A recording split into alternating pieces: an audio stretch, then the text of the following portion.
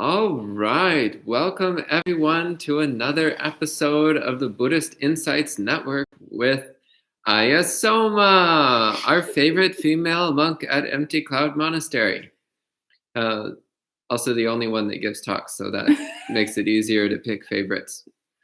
So, welcome to the people checking in. Hello, Stacy, Gita, Yulia, Lilia, Adriana, Kevin, Carolina, Cam, and Jen. Welcome, all of you, to our wonderful experiences with the Buddha Dharma.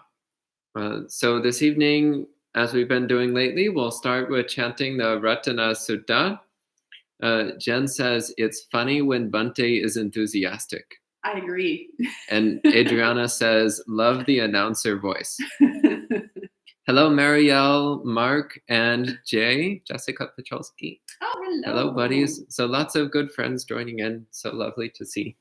So as usual, we'll be starting with the Ratana Sutta. Hello, Edward.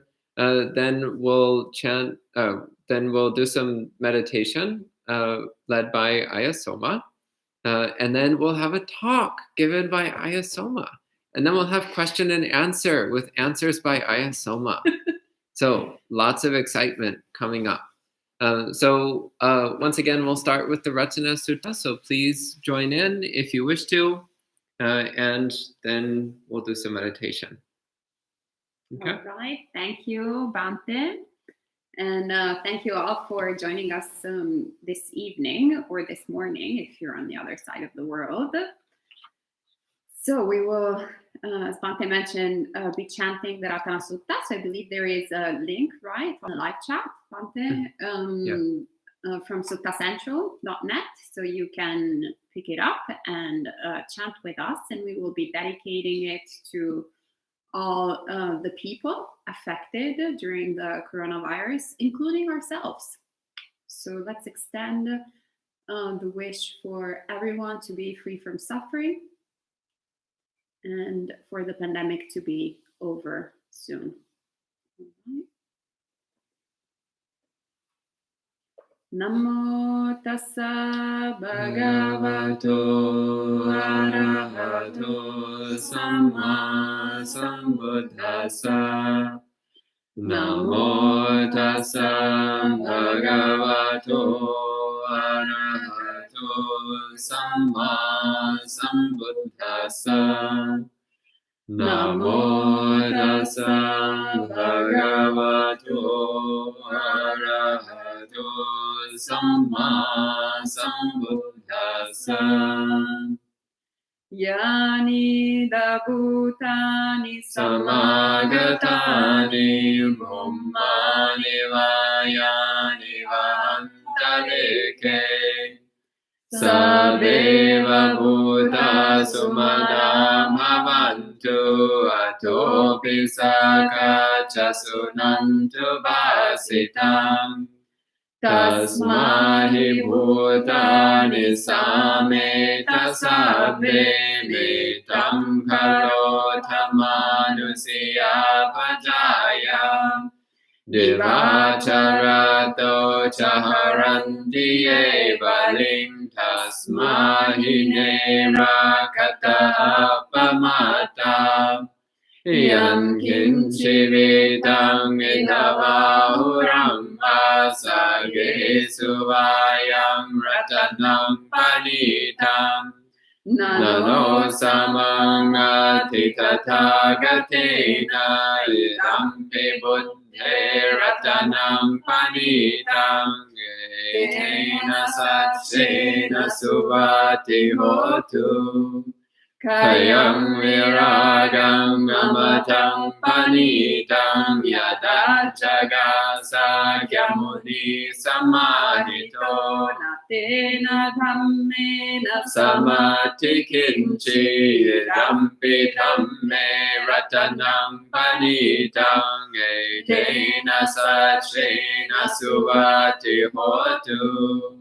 Yang Buddha Seto Parivannayi Suching Samadhi Manantari Kanyamahu Samadhinādhena samona vidyati idampi dhamme ratanam panitam etena sacena suvati hotu Ye bhungala tasatang pasatha chatari etani yogani honti Te dakineya sugata sasavaka ete sudinnani mahaphalani Idampi sanghe ratanam panitang etena sacena subhati hotu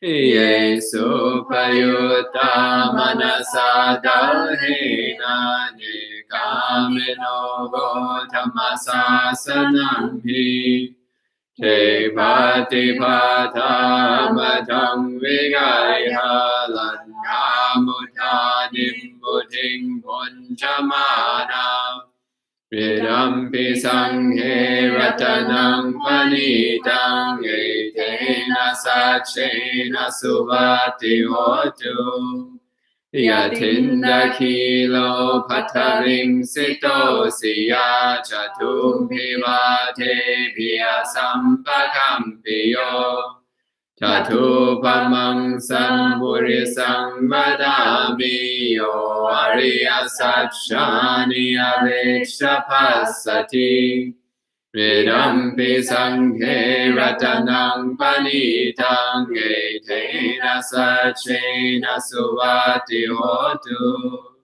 Ye ariya satchani vipavayanti gambhira panyena sudesitani Kinchapi te ondi pusapamata Te bhavamatamang adiyanti Idampi sanghe ratanam panitang etena sacena suvati hotu Sahava sadasana sampadaya taya suthamma jahita bhavanti Sagaya ditti vichike chitancha silambatang vabhiyadati kinchi Chatuhapaye hichavipamuto chashabhitanani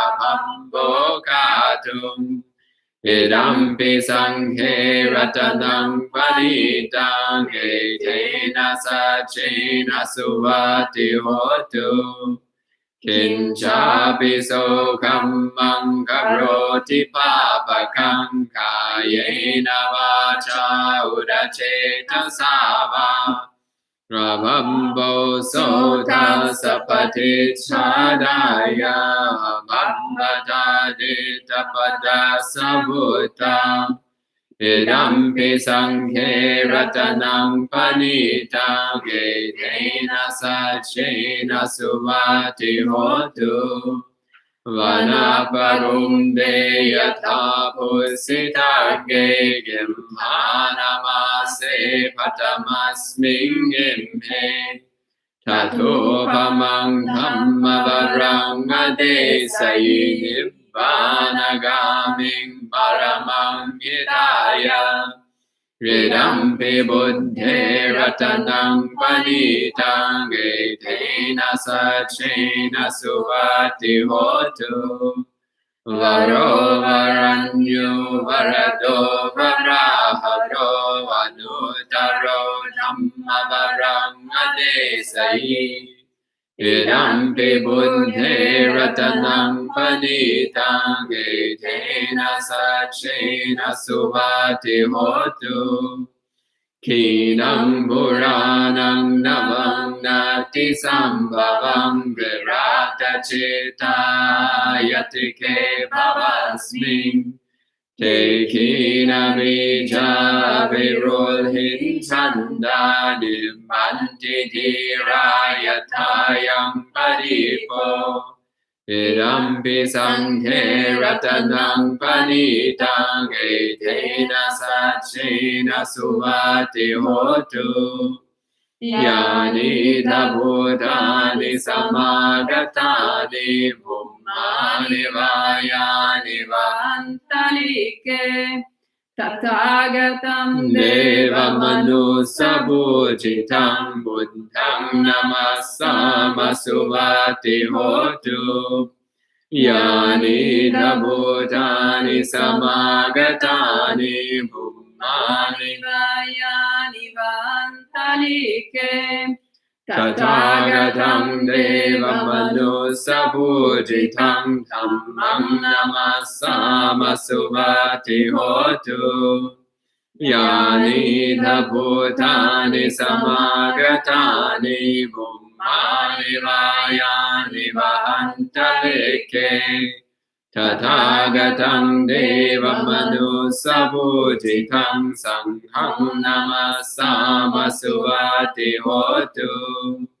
Etena sachavajjena dukkavo pasamentu te.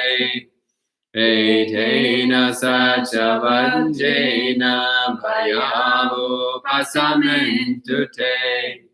Etena sachavajjena rogavo pasamentu te.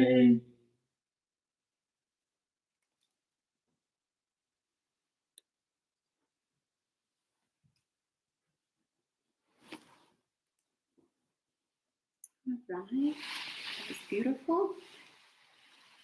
So we can get into a comfortable seating position if we're not in one already.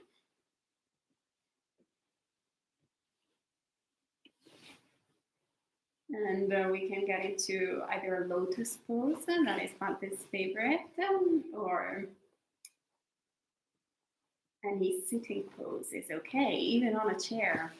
The important thing that also Bhante says all the time is not what we do with our bodies, but what we do with our minds. So we can rock our body from side to side, getting in a upright position.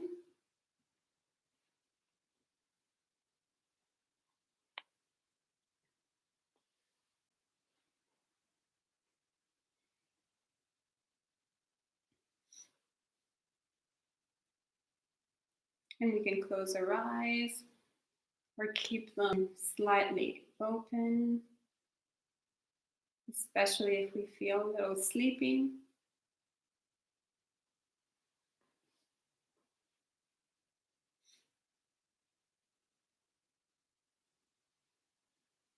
And we can take a few moments to scan the body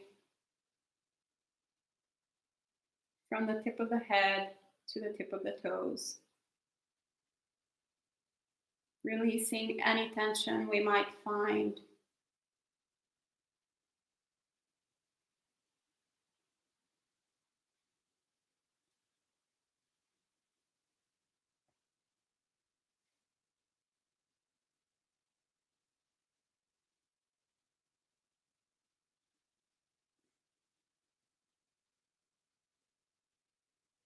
We can relax our forehead, can relax our face, our jaw, our throat.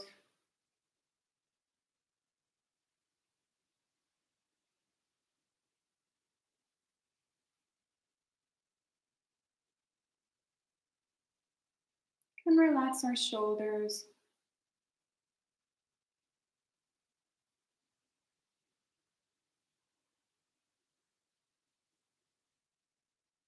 Can relax our arms, our belly.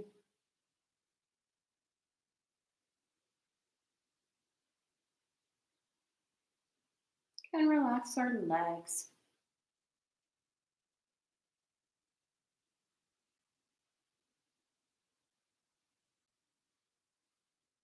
And we can take a few breaths to relax the breath as well.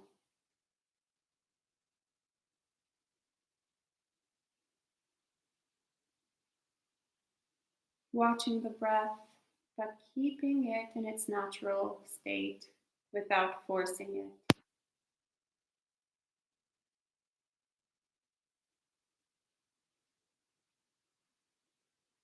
Taking a few deep in breaths and out breaths.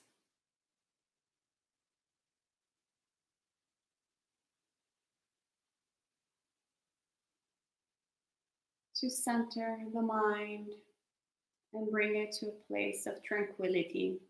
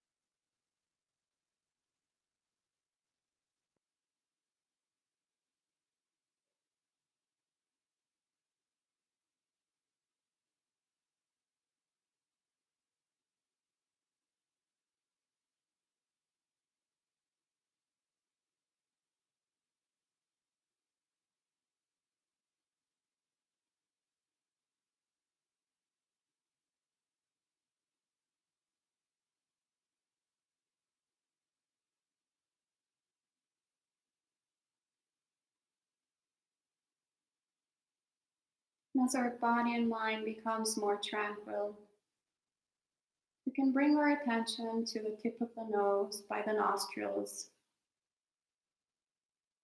and put all our attention in watching the breath coming in and out of the nostrils.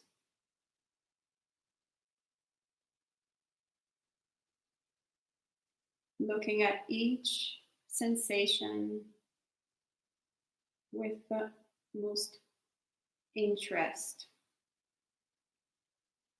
like it was the most important thing in the world right now.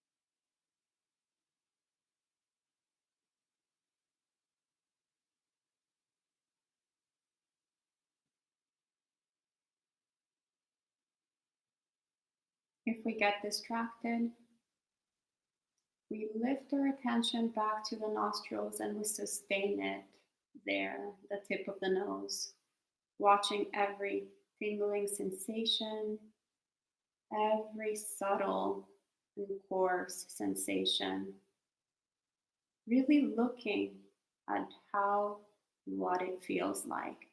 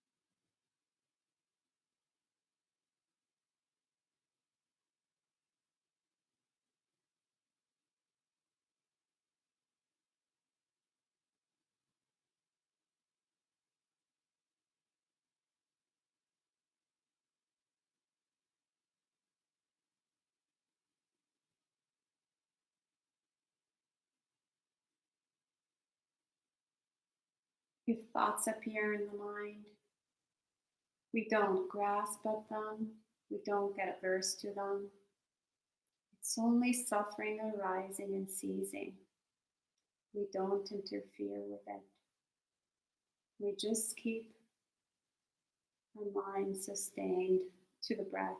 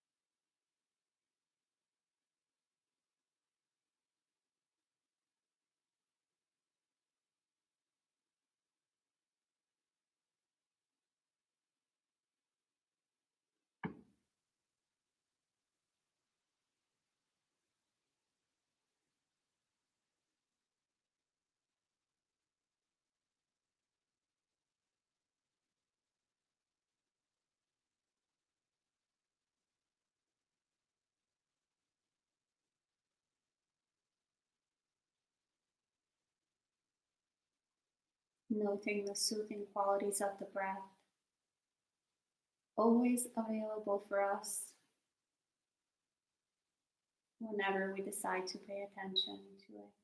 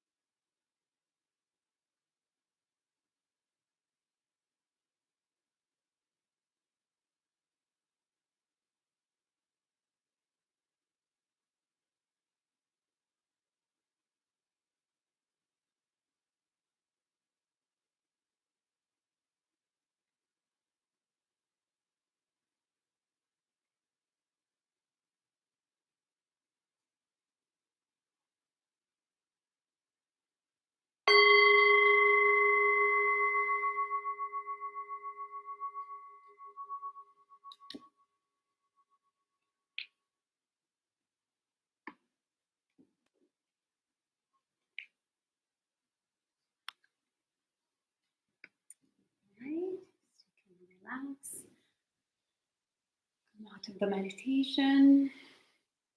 Stretch your body if you need to.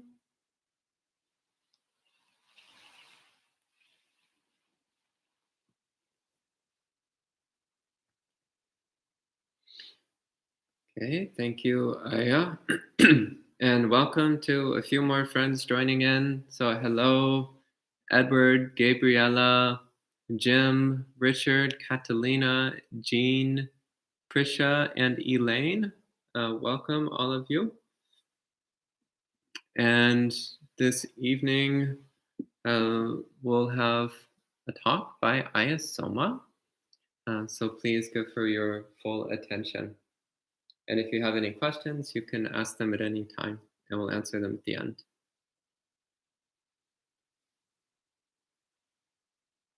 Right. Thank you, Bante.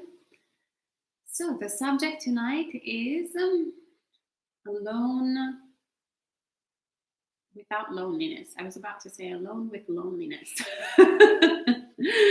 which is probably the experience that a lot of us are having, being alone with a lot of loneliness.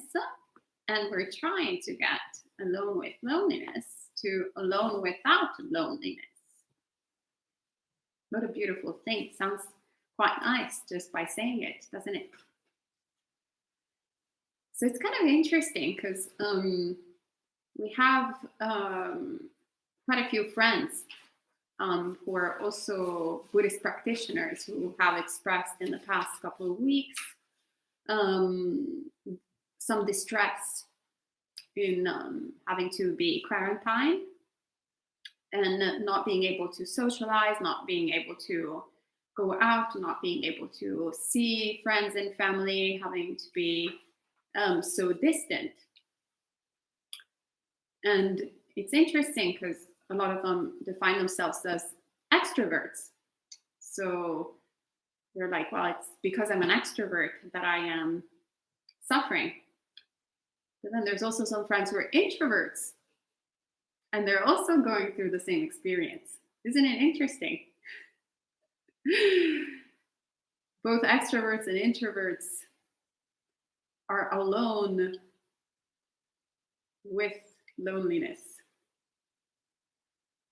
So it's quite interesting because a lot of times when, we are alone, like in this situation, we want to be in the company of people. Then in other times when we're surrounded by people, perhaps they're not that pleasant, or perhaps they're noisy, or perhaps they're giving us a hard time, or perhaps we spent a lot of time with them, then we can't take them anymore. So we're like, oh, I just wished I could be alone for a minute or a week or months. Can't take this anymore.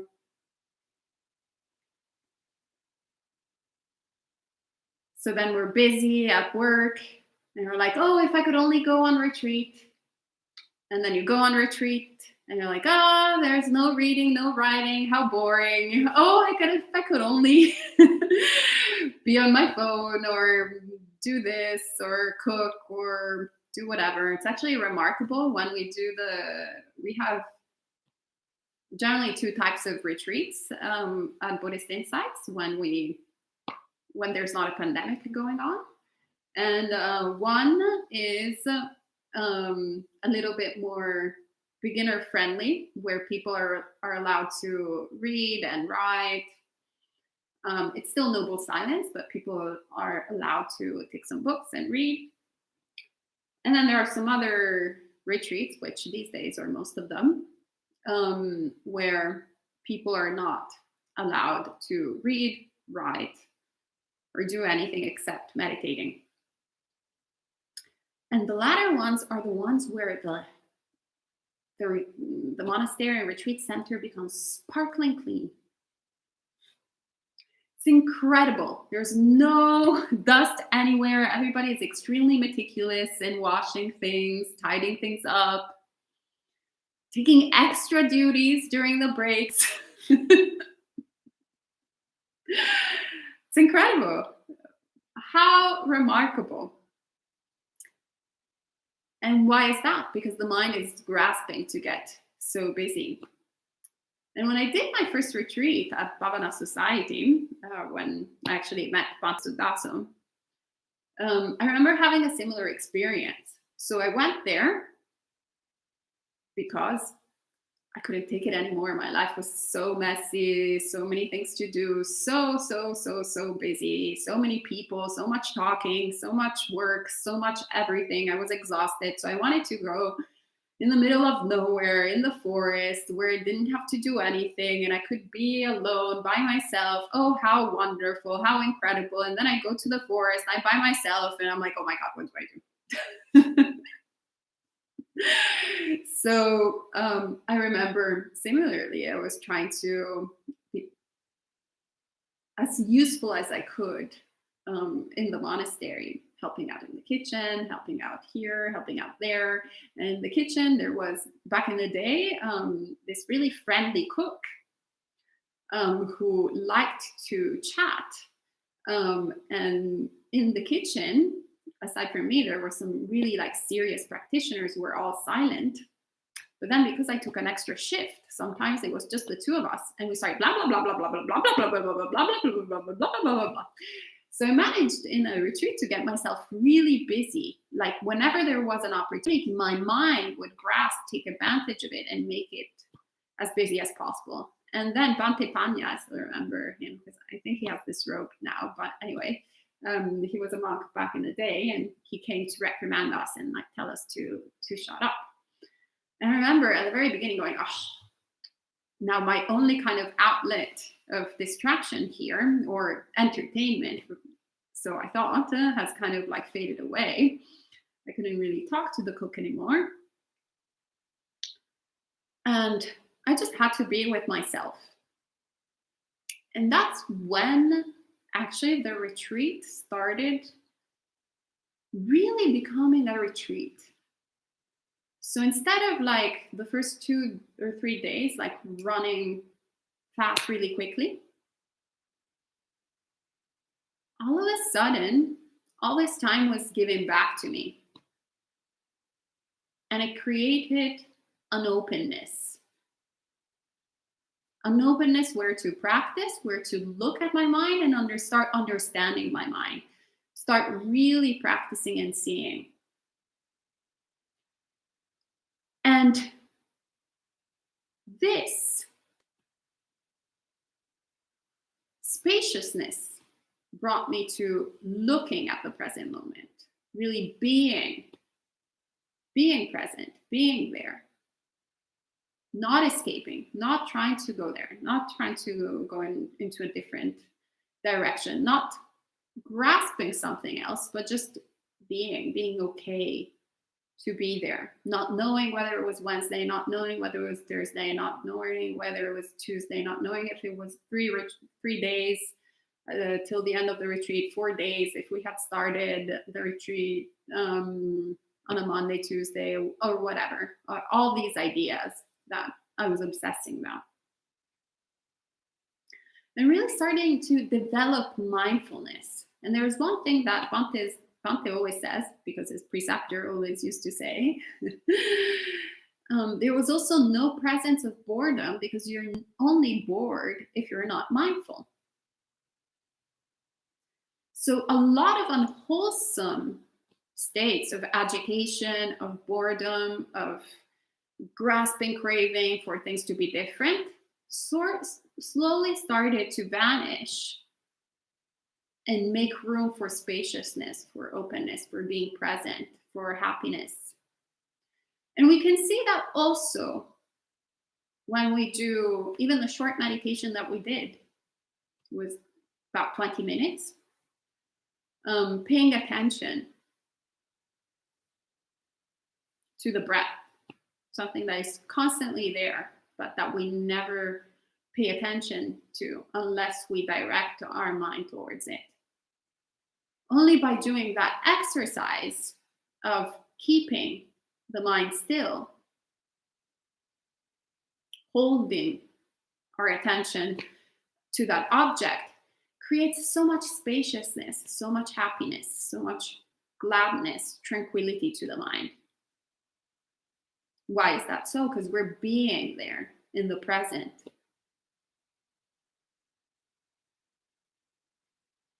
So then also in meditation, we start noticing the tendency of the mind, that even though that is such a pleasant state of being, we still go and try to interfere with the thoughts that are arising. Ooh, delicious thought. Ooh, I hate that thought. Ooh, nice smell. It's dinner time. Oh, I hate that smell. Probably dinner sucks.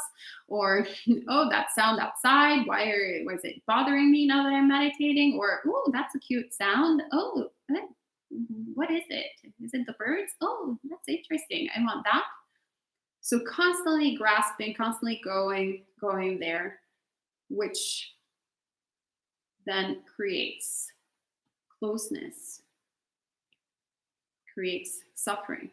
But if we just let everything be, let take its own course, and be present with what it is without wanting it to be different in one shape or form, then we're practicing in accordance to Dhamma, and we're creating this openness, this spaciousness.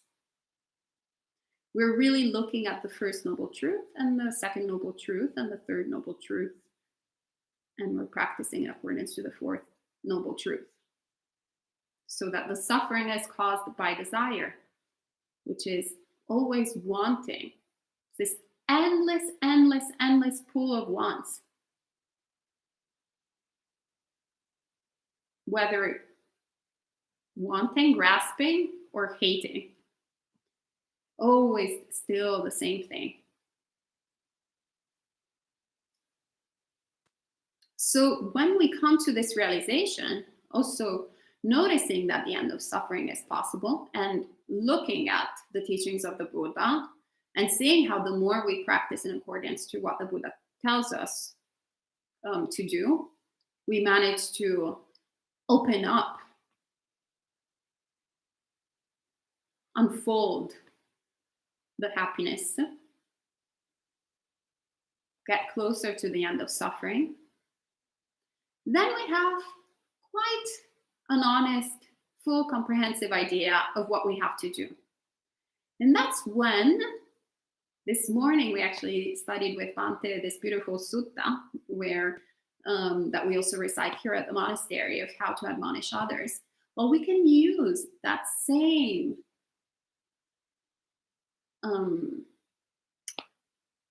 sutta actually to admonish ourselves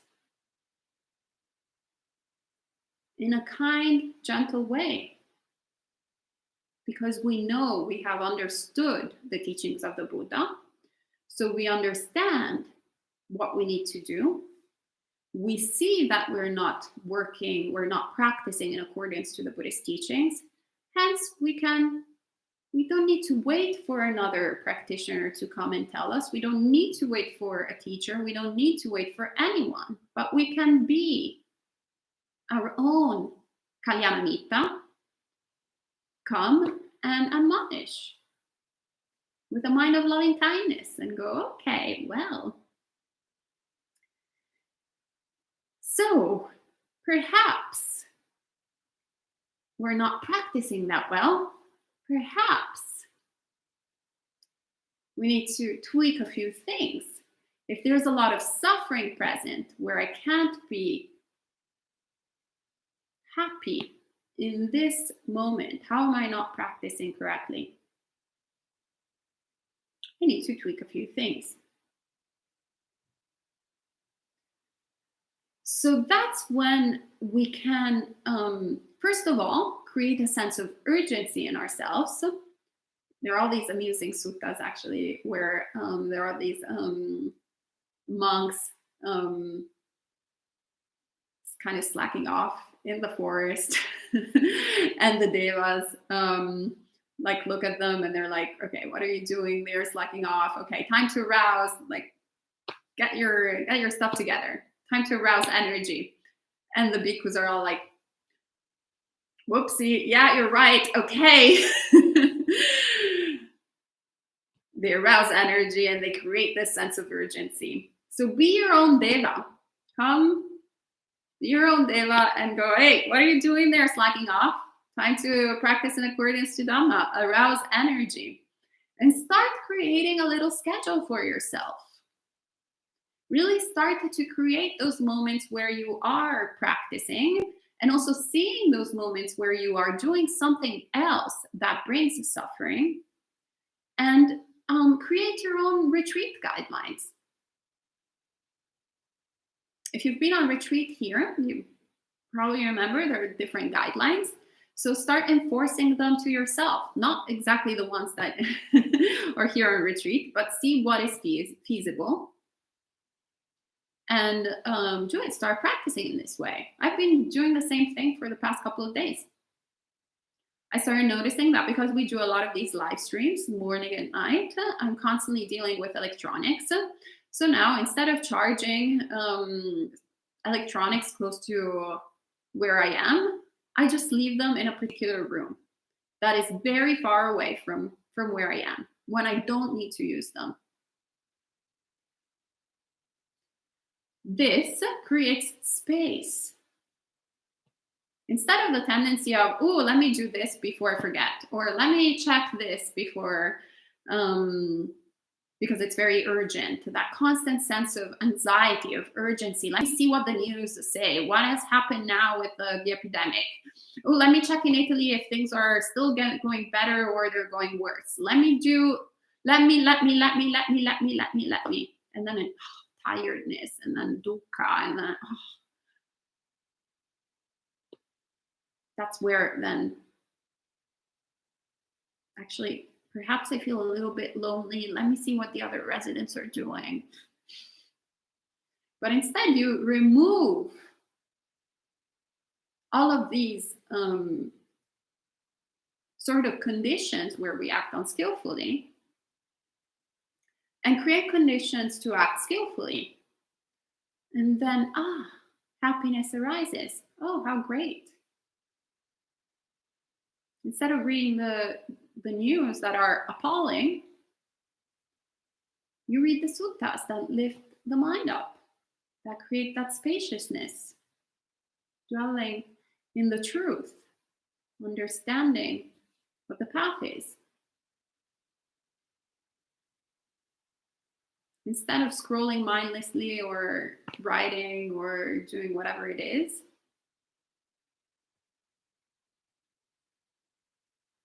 you can meditate.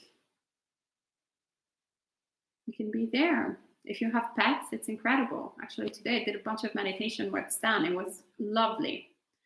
Paying attention to having Stan, for example, purring, or when even he was not purring, any kind of bodily sensation that was present just by that contact. So he became my meditation object. Incredible, constantly changing. Beautiful way to watch impermanence. May is now jealous.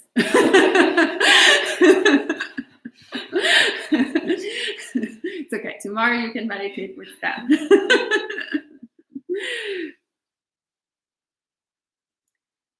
So truly, really doing this, not like, your police person, not being, the kind of master, like evil person to yourself. Now you don't do this. Now you don't do that. But rather going, oh, how about you get rid of this to make room for this other thing? How about instead of using the phone as an alarm clock, you actually use an old school alarm clock? How about instead of reading whatever happened in the news at night, you actually read the suttas? And then see how then actually it's so great to be alone. It's so great to have that time to become a better person. So that then when you will be able to be with other people, you're actually going to be a much better person, much kinder person, much more wholesome person. And you will be okay being with other people when you're with other people, and you're okay when being alone when you're alone.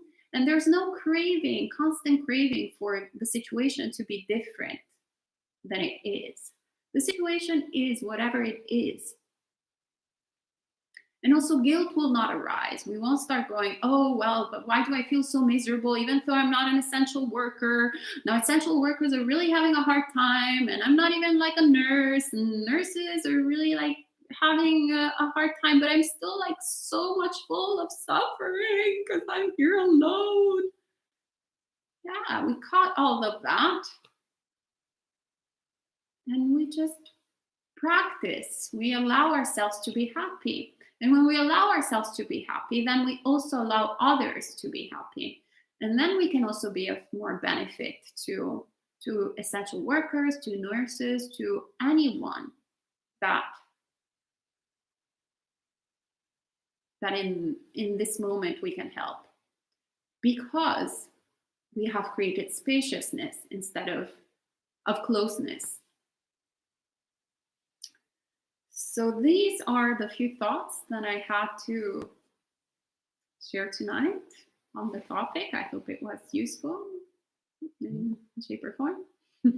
Great. Thank you, Ayyā. And anyone who has questions or comments, please feel free to type them in the live chat, and I'll read them out for Ayyā to answer. In the meantime, hello to a few more friends checking in. So hello to, let's see, where did we leave off? Hello, Bradley. Hello, Boone. Hello, Custom Wavelengths. Who's that again?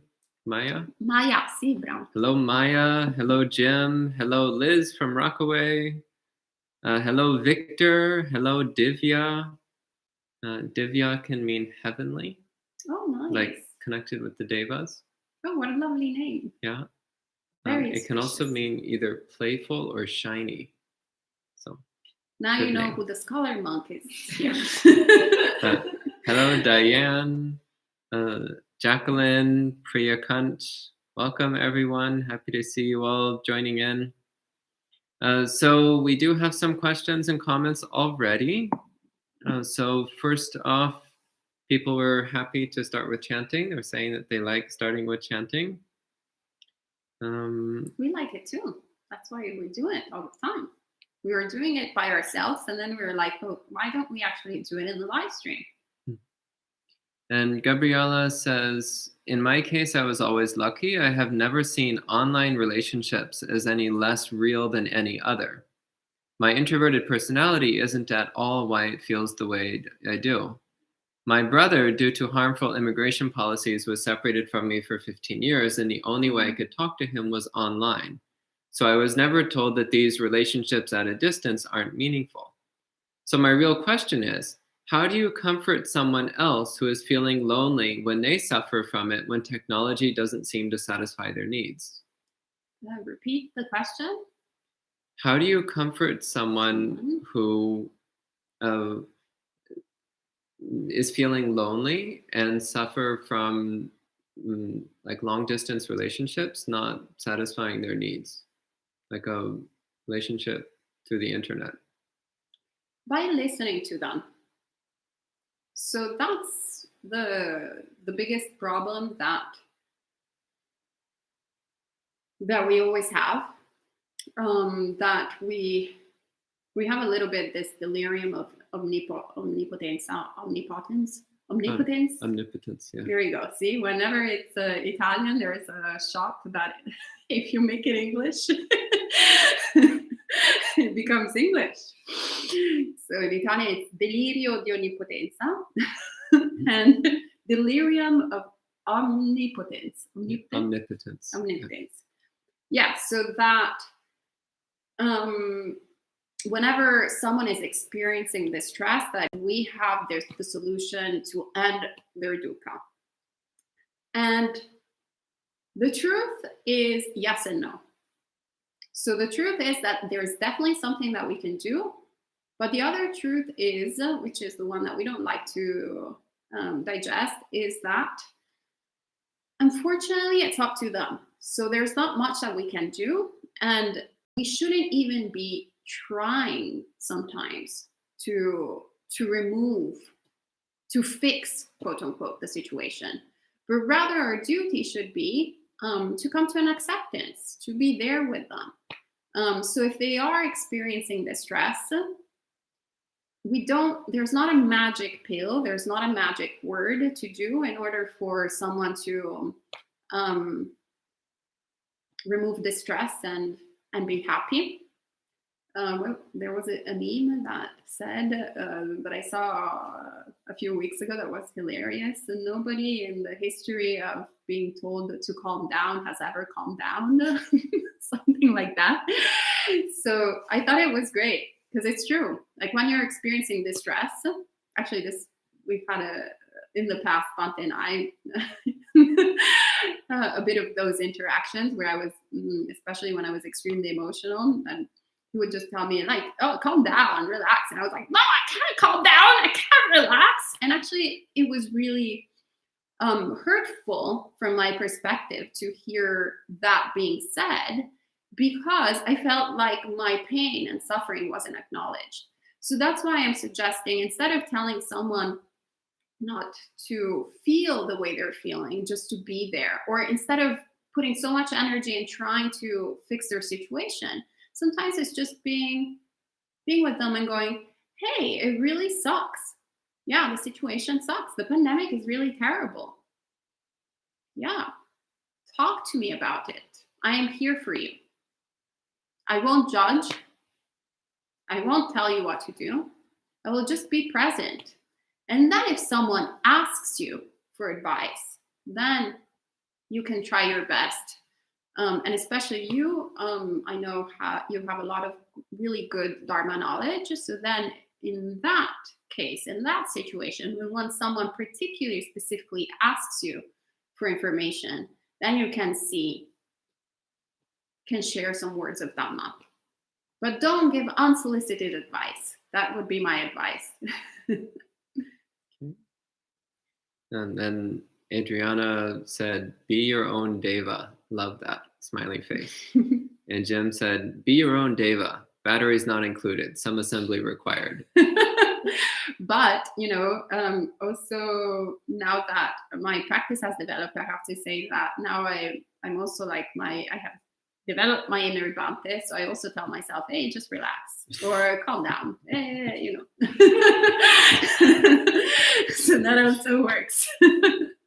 Okay. And Diane says, "I hear the word practice a lot.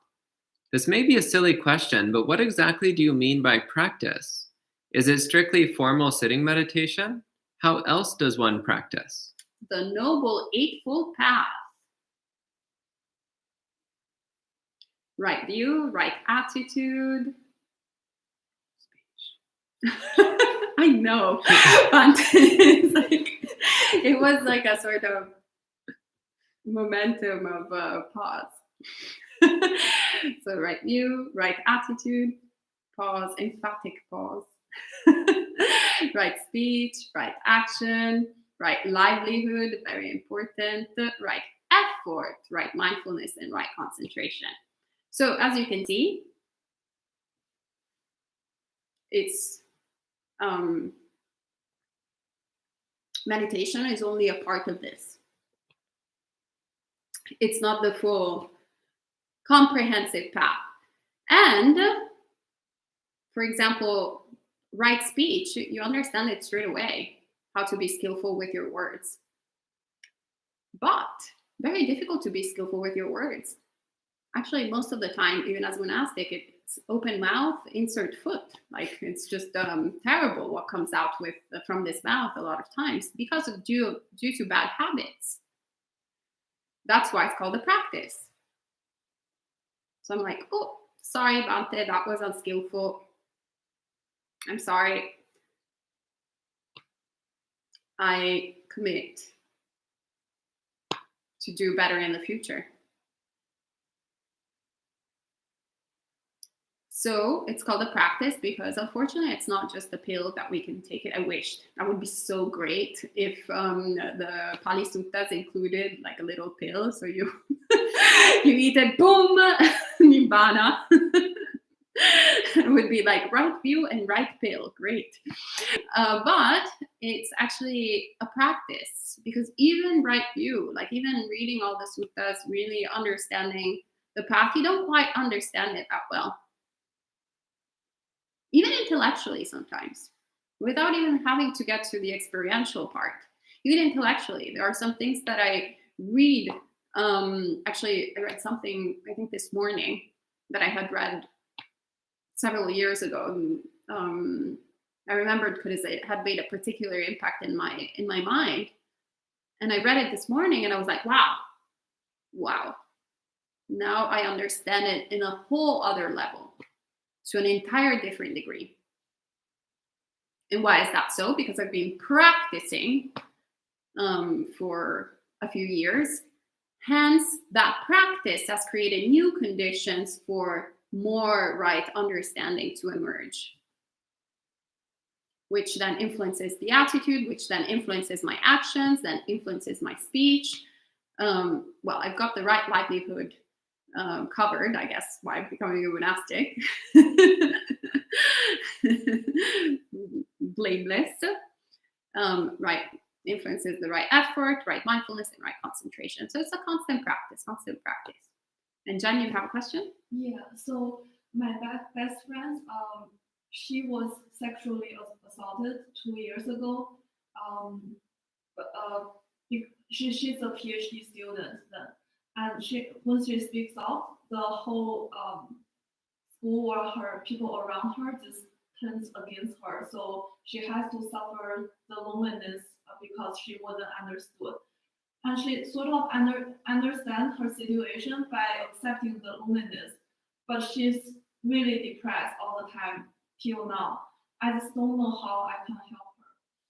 Thank you, Jen. So Jen shared about the story of a friend of hers who was sexually abused, and when she, I'm going to paraphrase because maybe people haven't heard the question, when she spoke about it, and then nobody was understanding, right? So she felt a lot of loneliness. So Jen's question is how to help her, because now she's experiencing a lot of depression, etc. So my recommendation in this case is to encourage her to actually go to a therapist who can help her. She is going to the therapist the 2 years. I think she just didn't let go of the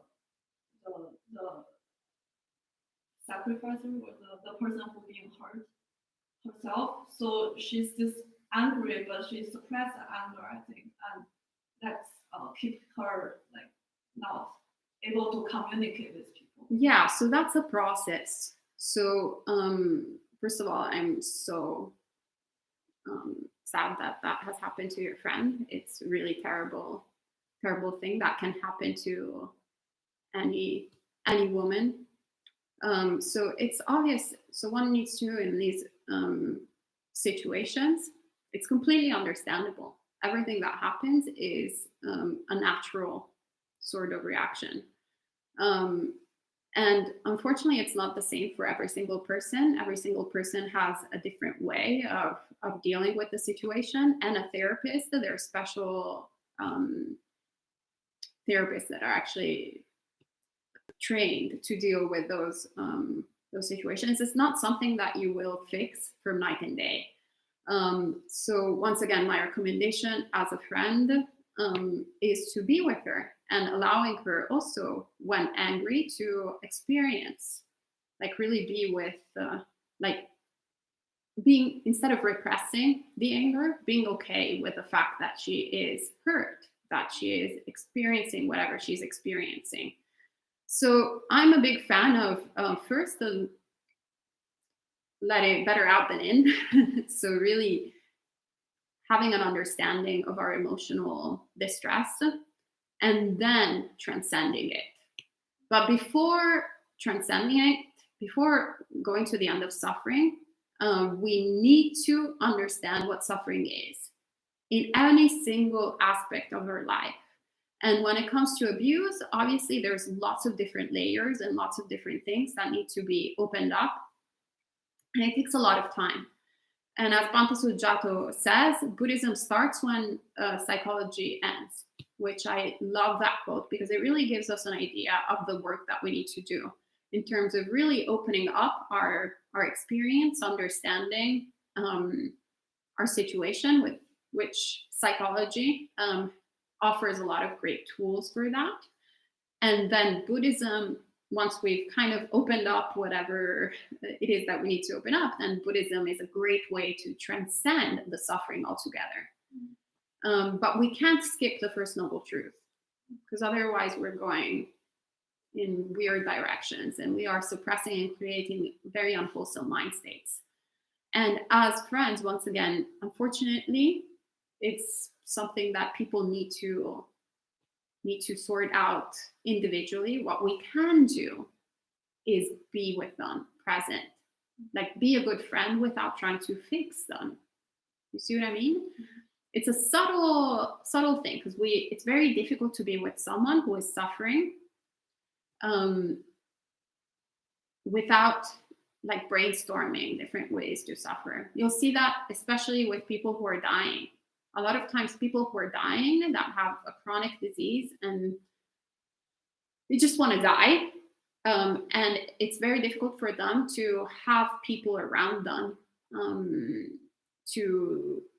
that can truly help them, because anyone around them is going to say, oh no, have positive thinking. No, you're not going to die. Don't worry. Think about something else. Do that. And they're like, no, I just want to actually I'm okay with dying. I'm here. Like, please don't try to alter the situation.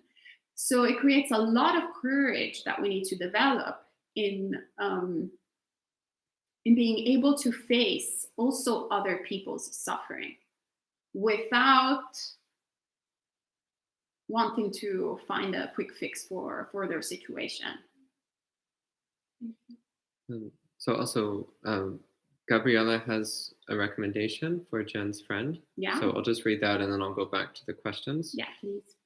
Gabriella says, Jen, ask your friend if she can join a support group too. That helped my cousin who went through the same thing, but she too needed the therapy. So be patient, she will get better in time. Sometimes feeling that no one can possibly understand what you went through is absolutely valid. And sometimes they need the comfort of being around someone who actually understands what it feels like. So that might be something, is recommending a support group as well as a therapist. Yeah, thank you so much, Gabriella. Gabriella, monastic now. Ordained now. Okay, so going back to the questions, there's actually quite a lot of questions and comments today, which is wonderful. Okay, I'll try to give Zen answers then. Okay, Bradley, so this is your cue to get excited and look happy. Okay, so Bradley says, I feel like rather than loneliness, I'm experiencing what you described with the let me, this feeling that I must use the time I have now to the fullest before it goes away. And the fullest involves doing everything under the sun, LOL, but it leaves me stressed out at the end of the day. What does that mean, doing under the sun? Like doing all kinds of activities throughout the day. Then just pick one and only do that. That has to be Dhamma. So just meditate. It's great. If you have all this excitement and restlessness and you want to get so many things done, then just do one. Do meditation, and that's great, because then you won't have any sloth and torpor. And awakening during the pandemic. That's great. Okay, Simon says, very helpful thoughts, create spaciousness. Empty mind is full of everything. Thank you for reminding me to practice. Maya asks, is wanting peacefulness and quiet of mind considered attachment to that feeling as well?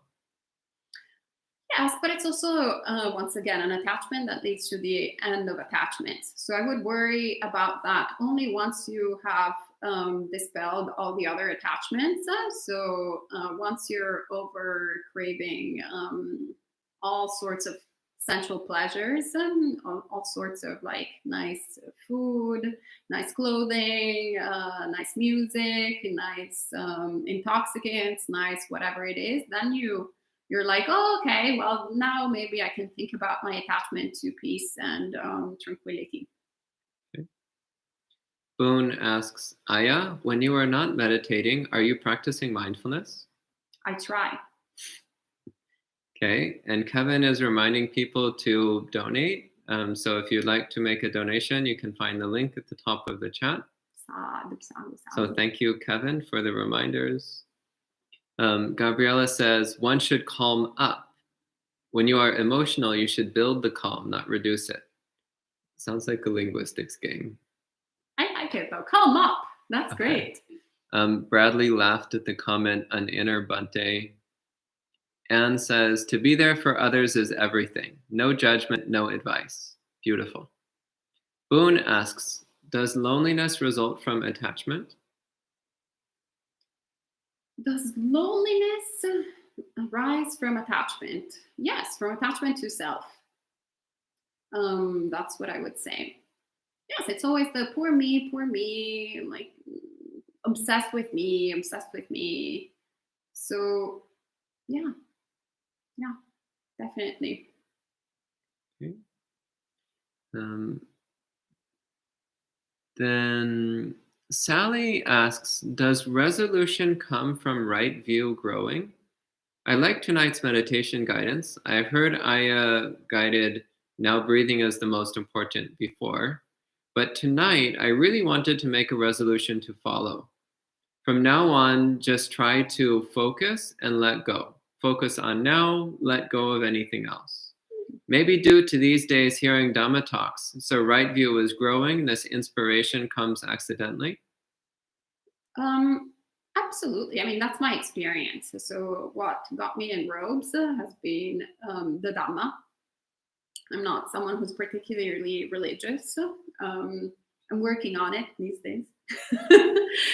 But it's definitely not that I was like, oh yeah, I can't wait to bow and like light incense and, you know, pray to devas and whatnot of a foreign religion. I mean, that's definitely not something.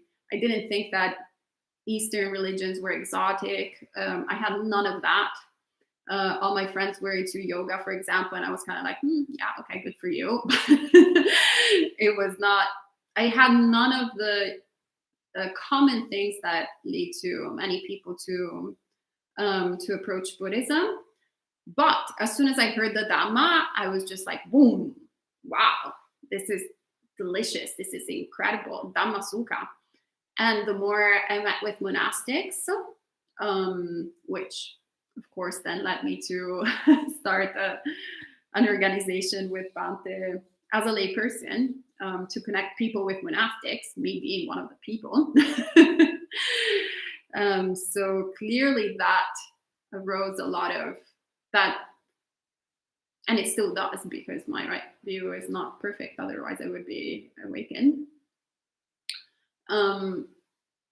That shapes the right view, which then creates right attitude, and then yeah, everything kind of goes, it's a sort of domino effect in my experience, but other people have different experiences.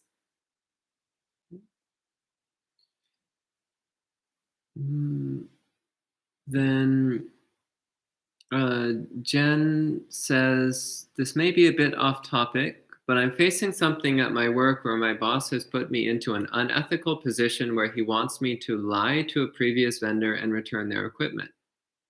I contacted the vendor because I wanted to return the equipment. Now my boss is telling me to lie and block them from calling. How can I handle this when I clearly don't want to lie, nor to not return their equipment? How can I handle this without getting fired and also trying to do the right thing? So isn't in this country like religious freedom a big deal? So like if you tell the boss that you can't lie due to your religious precepts, I think that he also can't fire you because of that. Is that correct, Bante? I'm a foreigner, so I don't know. It's theoretically correct, but in actuality, it's extremely easy to fire people for no reason. So the boss can just find an excuse. So if somebody wants to fire an employee, they can always find some way to do it legally. Well, how about you first try? Your boss might not be that evil, and maybe you can really honestly approach the boss and explain to him or she, is it him? Doesn't say. Them, to explain to them what the situation is like, and that you really care about doing the job properly, but you feel really uncomfortable lying because you can be quite frank that you're on precepts. So it creates conflict in the situation. So asking him for advice, asking him to help you out in this. So then instead of him creating, I decided it's a dude. My subconscious has decided that the boss is a dude. The evil man, evil boss. Bante is rolling his eyes for my gender stereotyping. He was a kind boss. Obviously female. Anyway, normally when you're quite frank, this has been my experience in this country, like whenever I had a problem, I was quite frank with people and I told them what the situation was, then they would understand that I wasn't trying to do something against them or it wasn't coming out of malice, but it was just coming out of a really practical situation. So try that out and see how it goes. And then if he, she, it, they are particularly evil, then maybe it's good to find another job, perhaps after the pandemic is over.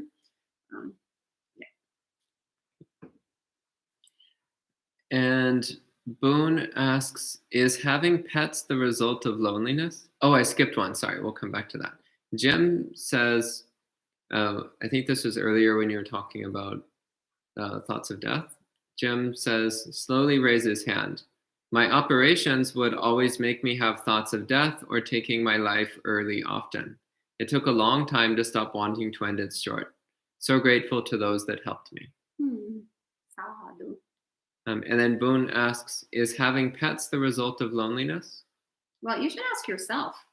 I mean, if you have a pet, it's not that having pets is the result of loneliness, but loneliness can also cause people to get pets or children, have children, or do intoxicants, or do compulsive shopping, do so many things. But it's not that shopping is the result of loneliness, or sometimes you just need to buy things, for example, or whatever kind of thing you do in life.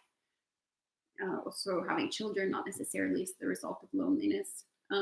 So really research your mind state if you have a pet and see why are you taking care of this animal? How are you relating to the animal? So in my particular case, the only time I started becoming the caretaker of animals, the only times, there were a few, it was actually not out of loneliness, quite the opposite, because that would be the last thing that I would do, is actually get an extra person, individual to take care of. It's a huge responsibility taking care of animals, but rather because they were at risk of death. Stan, for example, was about to get killed by the city of New York. Stan the cat, the one that you see every now and then in his cameo appearances. So back in the day, I was in the condition to provide the cat with a home. So I did. And then we became friends. The chickens, similarly, we had chickens appear at the monastery that were unwanted. So they were all rescue chickens. So that's the way it goes. By the way, Jen confirmed that her boss is a man. See, I knew it. So she wrote, psychic powers, Ayyā, Somā. It is a man, LOL. Thank you. I'll try to approach him tomorrow. Okay, so then, and Sally says, I hope Jen's friend gets better. She can try some hotlines to talk with a therapist through the phone during quarantine time. There are also organizations that help Asians if her friend is Asian. Okay. You guys are really great. Yeah. Great women online giving great advice. Okay, and Marielle says, quick update about my house situation for a quick laugh. My dad just asked me what was the weird tongue twister I was saying before. The Ratana Sutta. Oh. I explained, it is a language from Asia that was used to write the Buddhist sort of Bible. That was an easy way to make him understand. From more than 2,000 years ago. He is not convinced. Your dad sounds like my dad or my mom.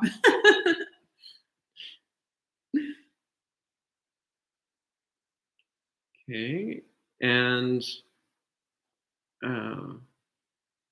they're still, in fact, not very convinced about this whole outfit as well. So, and Sally has another question. She says, I guess the hard part is the hurt memory for people suffering. How does Buddha talk about memory? Any sutta taught about that? Because even memory already passed, but when it came back, that person can feel the same as if she is experiencing it again. Why can sanya be so strong? How to pull out from the repeating memory uncontrollably? Can you rephrase? Yeah, rephrase, please. Thanks. So I think she's saying you have a memory of something painful that happened, and the memory seems to keep resurfacing uncontrollably. Like an obsessive thought. Yeah, and when the memory comes up, then you feel like the same pain that you felt when you experienced the original event. So she's asking, how can one break out of this cycle of constantly reliving a painful memory? At least I think that's what she's asking. If that's not correct, Sally, please clarify. But maybe you can answer that. Yeah, so it's no different than with anything that we're experiencing. So in Buddhism, we don't talk about the 5 senses, but we talk about the 6 senses. So we have the same thing with ear, nose, tongue, body, eyes, and mind. So whenever we are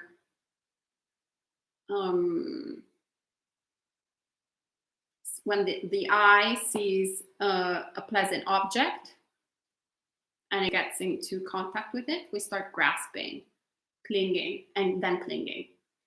So this is the form that the eye comes in contact with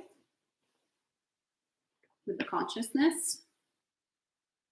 Then if I have a pleasant sensation, I start grasping for the pleasant sensation and emphasizing and clinging to the pleasant sensation. So I want this cup to repeat over and over again. And if I have an unpleasant sensation, then I don't want it, I don't want it, I don't want it. So I try to avoid it as much as possible. So it's the same with anything that appears in the mind, with thoughts that are obviously related to things that have happened in the past. So whenever we have, I'm trying to do a Zen answer, but instead I'm like doing long story super long instead of long story short. This is the trouble of long story short for me. Maybe we can do actually like a whole Dhamma talk on this, because it's a little bit difficult for me to do long story short on this one. But let's save it for the talk. Okay, we'll save it for the talk. So if you can put a note, we'll do an entire Dhamma talk. Otherwise, I'm going to take like half hour to do long story short. Yeah, so we'll have Ayyā Somā give a Dhamma talk on how to deal with painful memories that keep resurfacing. Gabriella says, in answer to Marielle's comment about her dad, she says, haha, I have chanted the Ratana Sutta in car rides and got, what sorcery is this?